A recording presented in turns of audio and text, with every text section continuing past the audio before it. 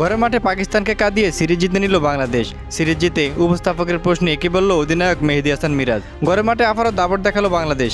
মিরপুরের শেরে বাংলা ক্রিকেট স্টেডিয়ামে সিরিজের শেষ ও অঘোষিত ফাইনালের পাকিস্তানকে 11 রানে পরাজিত করে 2-1 ব্যবধানে ওয়ানডে সিরিজ নিজেদের করে নিল লাল সবুজের দল। এদিন টসে হেরে প্রথমে ব্যাট করতে নেমে বাংলাদেশ নির্ধারিত 50 ওভারে 5 উইকেট হারিয়ে 290 রানের চ্যালেঞ্জিং স্কোর করে। ইনিংসের মূল নায়ক ছিলেন তরুণ ওপেনার তানজিদ হাসান তামিম। তিনি 107 বলে 107 রানের এক অনবদ্য ইনিংস খেলেন, যা তার ক্যারিয়ারের প্রথম সেঞ্চুরি। তাকে যোগ্য সঙ্গ দিয়েছেন সাইফ হাসান ও লিটন কুমার দাস। শেষের দিকে তাহিদ হৃদের অপরাজিত 48 রানের ইনিংসের ভর করে লড়াকু পুঁজি পায় বাংলাদেশ। 191 রানের লক্ষ্য তাড়া করতে নেমে শুরু থেকেই বিপদে পড়ে পাকিস্তান। মাত্র 17 রানে তারা 3 উইকেট হারিয়ে বসে। তবে মিডল অর্ডারে সালমান আলী আগা একাই লড়াই চালিয়ে যান। তিনি 98 বলে 106 রানের একটি দুর্দান্ত ইনিংস উপহার দিয়ে পাকিস্তানকে জয়ের স্বপ্ন দেখাচ্ছিলেন। তাকে সঙ্গ দিয়েছেন মাসুদ এবং শেষের দিকে শাহিন আফ্রিদি ম্যাচটিকে প্রায় শেষ ওভার পর্যন্ত নিয়ে যান। শেষ ওভারে পাকিস্তানের জয়ের জন্য প্রয়োজন ছিল 12 রান।